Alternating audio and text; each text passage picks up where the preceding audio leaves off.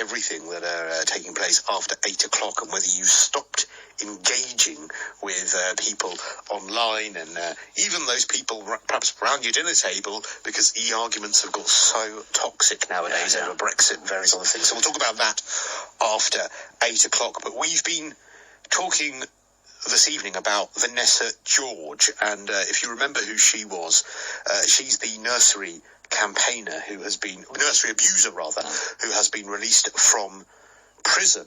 And if you remember that she was the woman who was running a nursery in Plymouth and was not only abusing the children in her care, which in a position of trust like that, you can just imagine that's the most heinous thing that the parents must have had to go through, and indeed the children themselves, but also she took photos of it, she shared it with other abusers online, and she's now is pending her release from prison 10 years after the crime. It was suggested she served a minimum of 7 years, and the Parole Board have found that she no longer posed a significant risk. So we're talking about different aspects of this, whether there are some crimes that are just so heinous that they don't deserve parole, whether parole should be more conditional on whether victims can get the help that they need from the perpetrator of the crime, i.e. information or more clarification about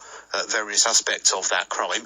And whether as well there is an argument to say that because child abuse is such a horrific crime, whether we should be giving more help to people who are having these feelings but have never committed the act, have never committed the crime. So lots for us to dissect. 0344 499 1000. Well, Cody Lachey is a former prisoner at Strangeways, now a reform campaigner, and joins us live on the line. Evening to you, Cody.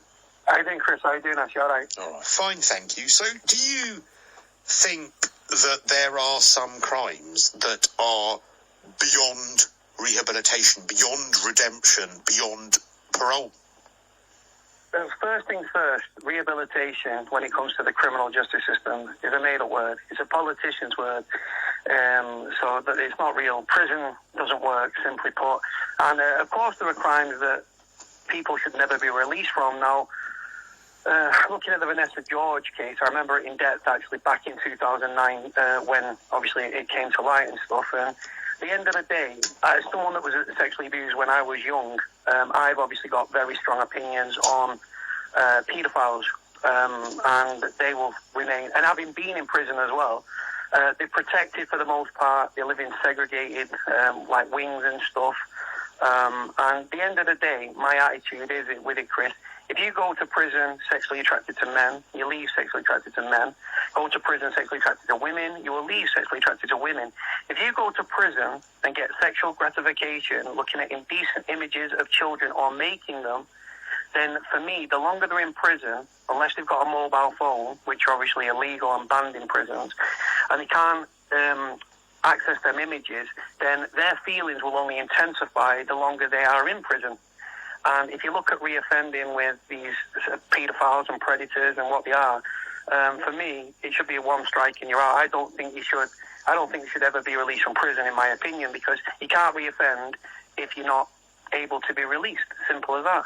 But then, I actually agree in principle with you, Cody, but I think that with that kind of, just one strike and you're out, as you suggest, hard-line attitude towards those people that abuse children, which I don't think anyone would be against that, but I think that if you're going to do that, it would probably need to be hand in hand with offering help to those people who haven't actually offended yet, because as I was saying before, I think that if you are someone who knows you have those feelings, but you've never acted on them, you've never looked at child pornography, or child abuse, actually, it's not pornography, it's child abuse online. If you're someone that has never done that, I believe you should be offered some help. Chemical castration. But do you agree with that, though? Do you agree that if we're going to take a harder line on punishing paedophiles, we need to do more to prevent them offending in the first place? And if that means offering help to them, then so be it, because it will keep children safer. But if you look at that, not 100% of these people that harbour these feelings towards children are actually going to seek help and stuff. No, and I know that, but if you do though, those that come out should be given treatment and stuff. But the thing is, I personally feel that paedophilia, I believe it's an illness. I don't believe you can eradicate it. You might be able to manage it with, like I say, chemical castration and stuff, but that would have to be supervised. For me, they should be put under stringent things, and where the mobile phones are checked and stuff, and the police can turn up and doorstep them and download any electrical, take electrical items that are able to access the internet. Things like put provisions in place before, like nip it in the bud at source. And I agree very much with what you're saying, Chris, but again, the paedophiles are everywhere. They're in government, they're in the royal family, they're on the streets, they're in neighbourhoods here, there and everywhere, they're in prison. And like I said, you cannot treat them, in my opinion. I've seen it where they've come out of prison, they go back to prison. A prime example will be John Venables, who killed little James Bulger. He sodomized him, he killed a child, him and the other guy.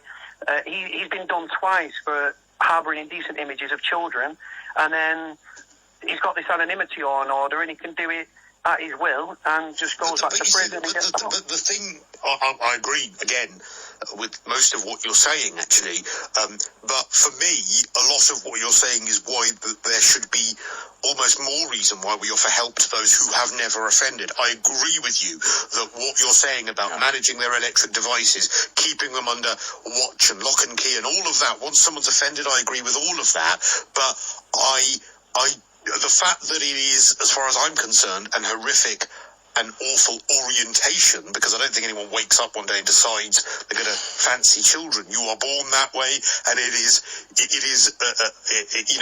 irreversible. For me, that's more reason why, before you've even offended, you should be able to get anonymous help, because it's never going to go away. They're often victims of abuse themselves. I mean, that's how it sort of develops. Or but you're also never going to get rid of it. But would you say the same with very violent people who've murdered? I mean, would you say they should never get out? Because it's in them to kill again, it's in them to be violent again. Well, I think there's more chance, but we'll find out, Cody, what you've got to say, but I think there's more chance of rehabilitating someone like that because it's an action rather than an orientation within you.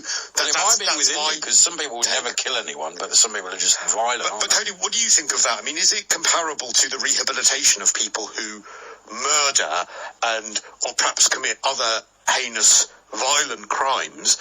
Is it comparable to talk about their rehabilitation with the rehabilitation of someone who abuses children? Like I say, in prison, when you've been jailed and stuff, there are courses that are put to you and stuff, right?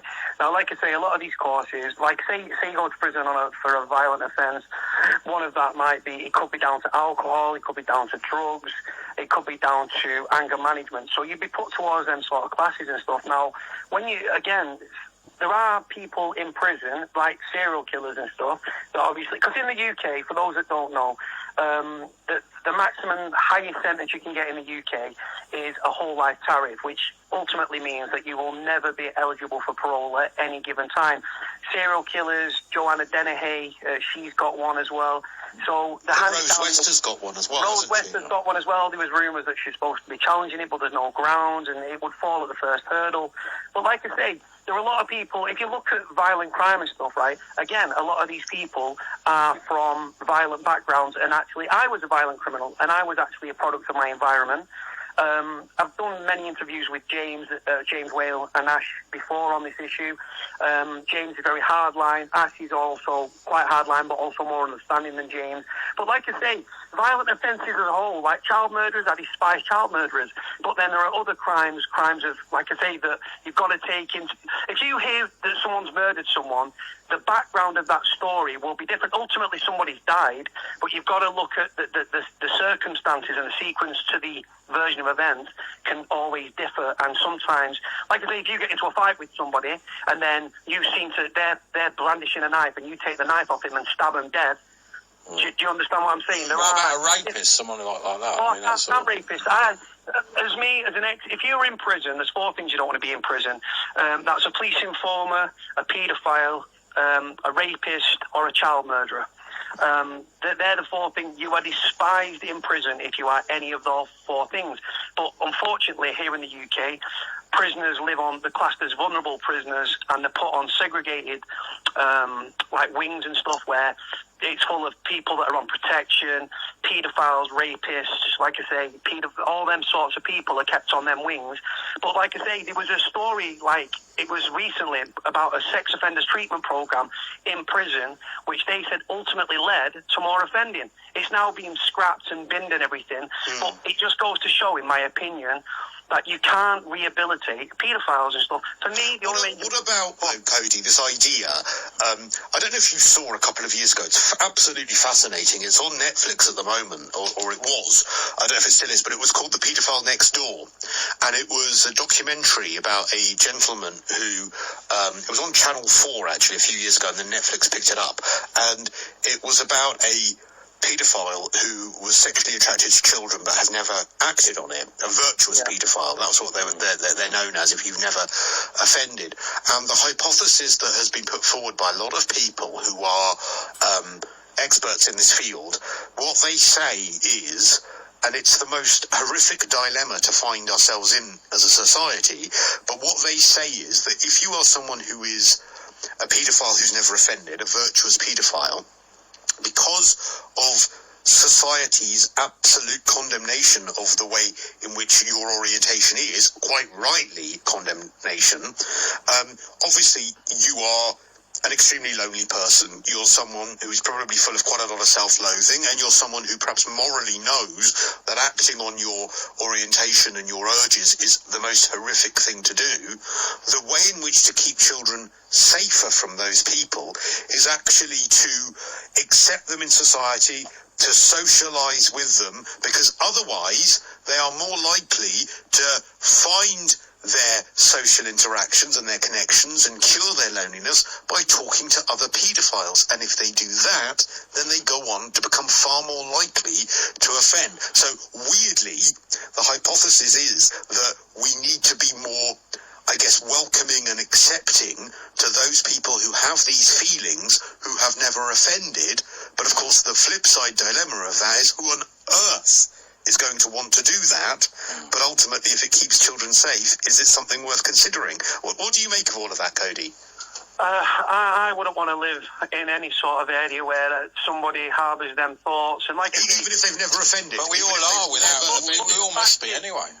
Right, but the fact is, I wouldn't, like I say, the scenario's nice and stuff like that, and I get what you're saying, I get the concept, and I do believe that if people come forward, they should be put into, like, supervised places, like, I don't know, and then monitored round the clock. But the fact is, we've not got a money tree to do these things with, obviously, probation services, social services, police and stuff. They're stretched across the board. Now, if someone came out like that, if someone got even a hint that someone had these, like you're saying, like, rather than isolate and bring him into the community and stuff. Well, I'm not, sorry, let me make it clear. I'm not saying that, but yes, the research is absolutely saying that if you are, it was done in Germany, and essentially, I mean, the reason the documentary was called The Paedophile Next Door, because the hypothesis was, you know, would you be happy knowing that someone who has those feelings is living next door, and sort of socialising with them, spending time with them, knowing that it actually might or would probably contribute to them not offending. I don't think anybody that's listening into this right now would buy. I know it's not your. No, I get it. It's not your train of thought, but I don't think there's anybody, whether they've got children or not children, male or female. The only people that would agree with what you're saying, for me, would be people that harbour the same sort of thoughts and opinions. If someone's even hinted or gets a hit, like example, I remember many years ago in Bristol, a few years ago, someone was alleged to have been a paedophile, not convicted or anything, just saying, oh, he was a paedophile. 2 guys kicked his door in, beat him up and set him on fire, and he died, right? I remember and that. It wasn't actually a convicted paedophile, but just the hint that someone's a police informer. They made up a paediatrician once, didn't they? Because there was a confusion. I remember that as well happened. I don't mean to laugh, but it's absolutely horrific. But you're right. We hadn't really considered within that the vigilante justice side of things, and actually, I mean, all I would love to do is see a situation where children are kept safer. And, you know, if that meant treating people beforehand, I think I accept what you're saying about socialising them, then I'd be happy for my taxpayers' money to go to it if it showed that there was a drop in offences. However, I understand a lot of people wouldn't like that, and I also completely appreciate what you're saying, Cody, that, you know, on paper it might all sound brilliant that it will reduce offenders. I don't think it's realistic in any which way, Chris. Yeah, who on earth is going to say, it repulses people who aren't, you know what I mean? Yeah. I think it's one of the most repulsive. I think rape and paedophilia are two of the most abhorrent, apart from obviously murder as well, child murder as well.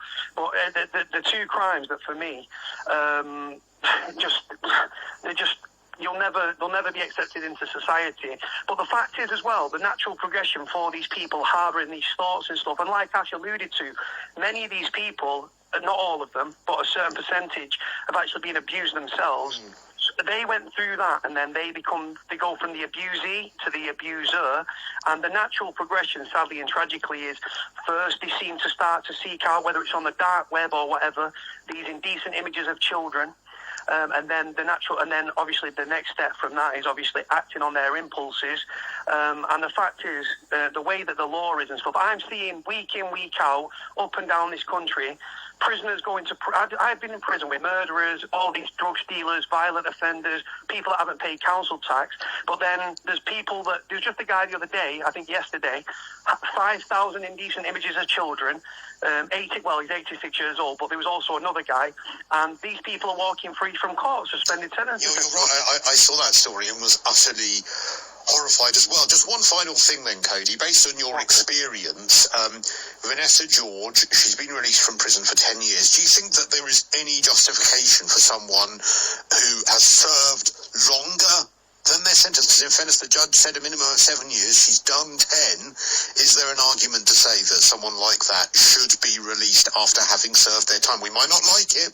We might not like them. We might not think that they've been remorseful enough. But our system is, as our system is, and if you served your time, do you get the chance to kind of be released and moved on? Like I say, in theory, yes, but the fact is, with that example, there's a thing called IPP, where prisoners were in prison for the public's protection. It was abolished 7 years ago, but not retrospectively. Some of these guys got 2 years, 9 months minimum tariff. They've been in prison for 11 years, right? And they haven't had... There was nowhere near as disgusting, depraved as Vanessa George. Even John Warboys, for example, the London cab rapist, yeah. They was going to release him. There are people in prison that should be released by the parole board that are still in prison. This woman has done untold damage. She might have accepted her crimes and stuff, and she might have played the game whilst in prison, but the real test when you are in prison is when you take away the bars and you are a free person. When she's released, she'll be released into a probation hostel. She won't be able to have a smartphone. She'll be so-called monitored, but it's not like you think. It's not as stringent as you think. So, no, I don't think so. The fact is, if she colluded with the authorities and said, right, these are the children that I abused. This is where I abused them. This is where I sent all the images, to put the rest of the jigsaw together for the establishment, social services and the police, so that victims... Just think about this. Get the logic. There are parents out there that do not know whether their children were abused by this woman and her paedophile ring. Well, that's why I find it hard that they released him. To the parole board, they wouldn't have said, "Are you prepared now to say?" And she would have said, "No." Why did they not say? I don't get that. Absolutely no idea. And I think, Cody, a lot of people will be absolutely 100% agreeing with what you're saying this evening. That's Cody Lachey, who is a former prisoner of Strange Ways, now a reform campaigner. Really appreciate you taking the time to talk to us. What do you make of what Cody had to say? I'd really be interested, is there anyone out there, be really surprised, but you don't need to give your real name, who believes that actually, you know, once you've done your time, we might not like it, we might be horrified by the crime, but we do have a judicial system in this country that